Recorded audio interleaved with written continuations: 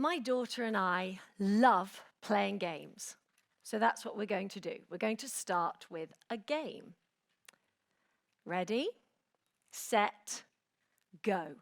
Count how many things you've done.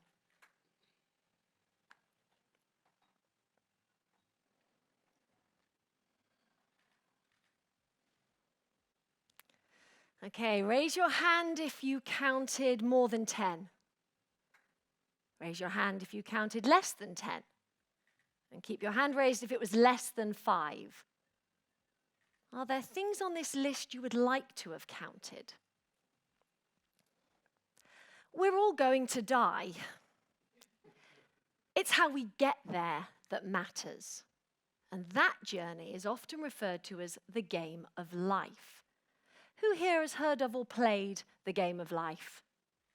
Okay, for those of you who haven't, the aim of the game is to get from age 18 to retirement, making major life decisions along the way.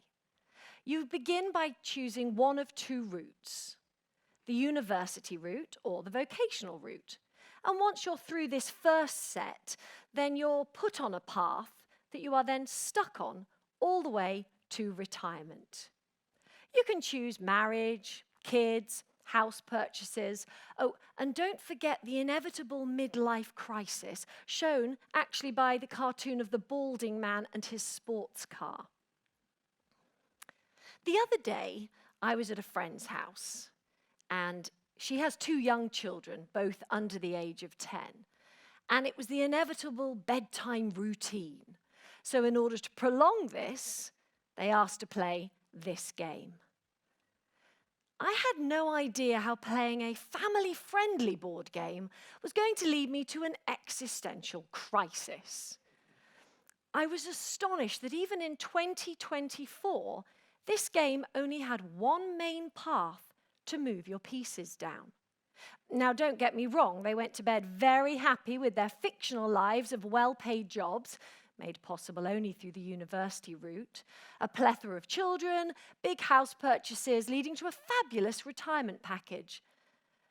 But as they were going up the stairs, I wanted to cry out, wait, what about the other paths? The paths that aren't shown on the board.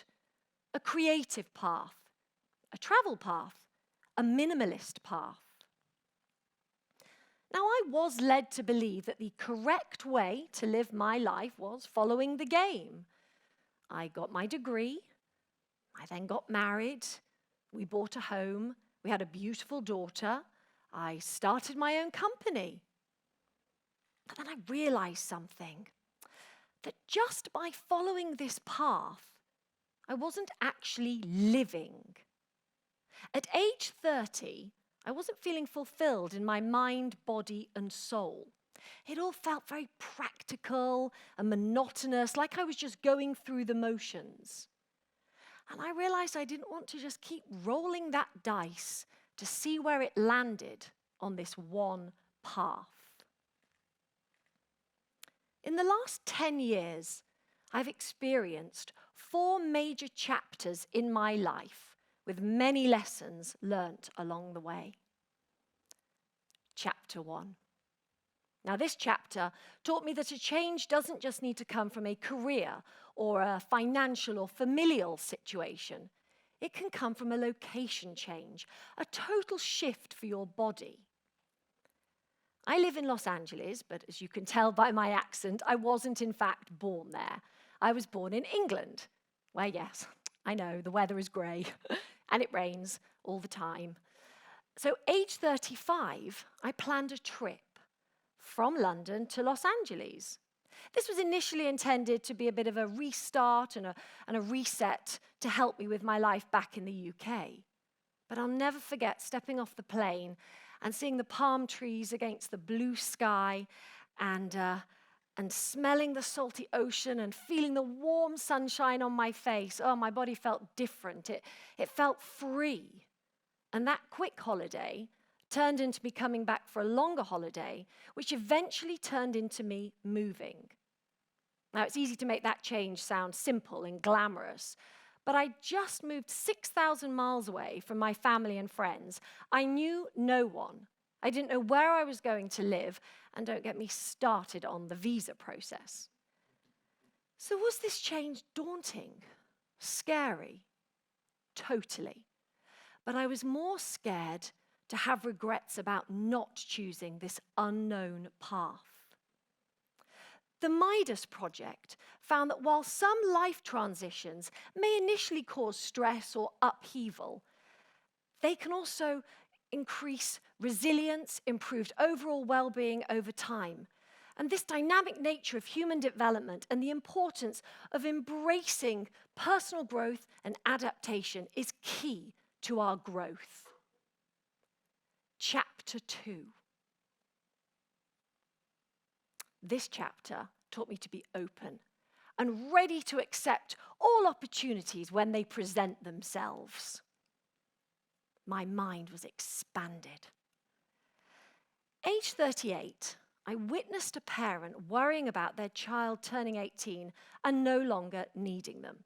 Well, for context, my daughter is an actress and has been for many years, so I was her on-set guardian. This meant being there every day to protect her, help her, make sure she had everything that she needed.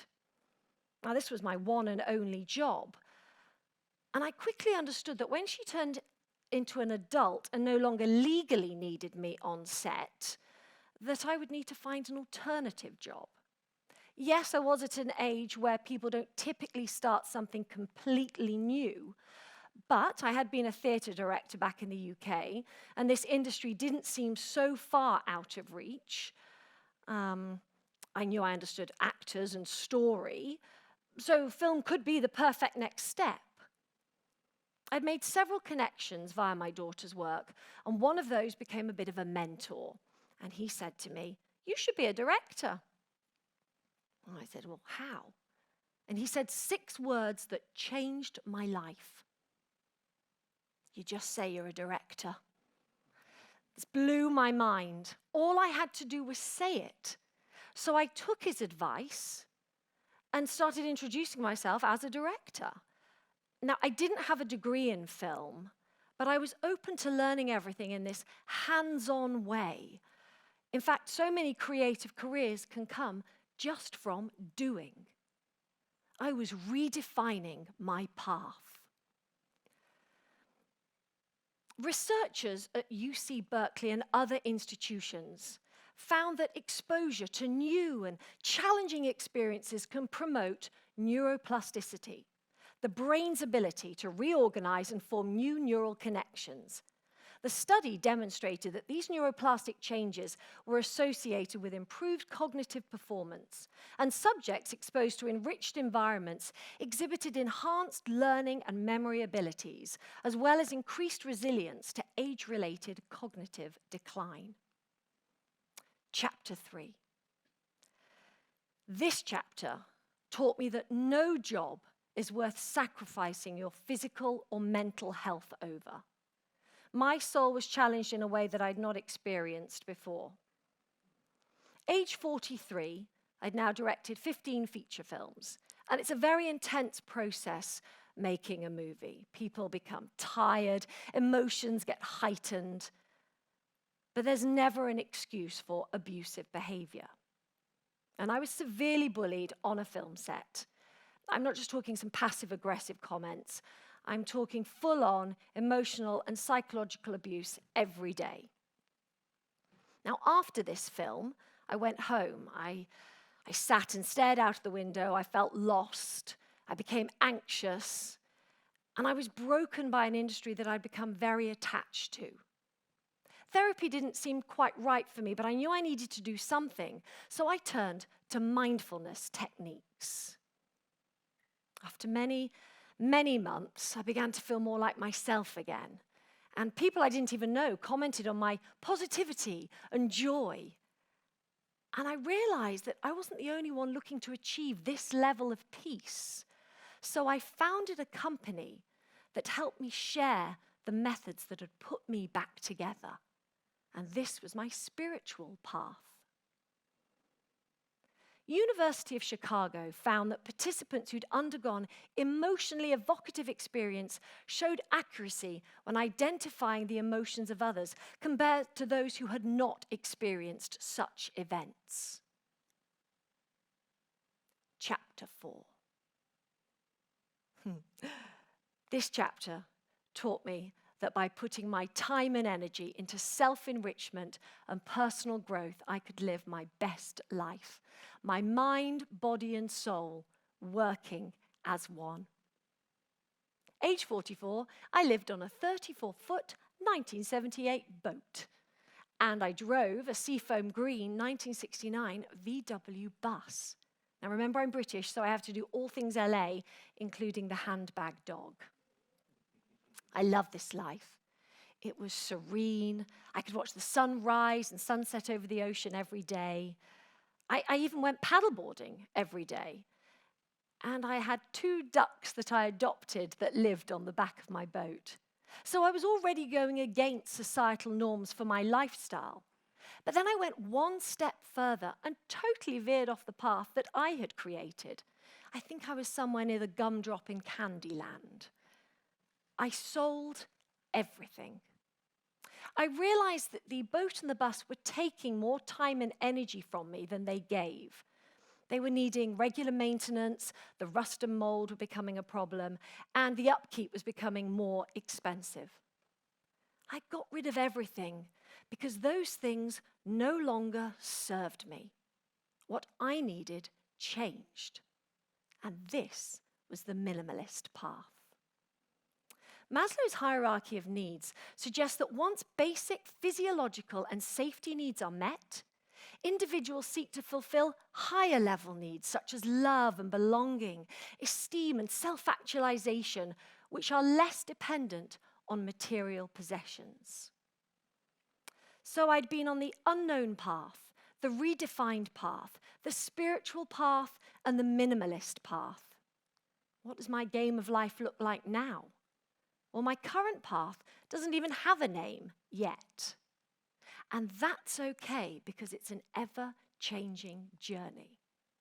Now, the reason for the game at the beginning was to help you get started on your next chapter. Because you don't always need a big wake-up call. You don't need the threat of dying. It doesn't suddenly need to hit you that one day you will die, and no one around you needs to die. Hunter S. Thompson said that life should not be a journey to the grave with the intention of arriving safely in a well-preserved body, but rather to skid in broadside in a cloud of smoke, thoroughly worn out, and loudly proclaiming, "Wow, what a ride. We are all going to die. It's how we get there that matters." Thank you.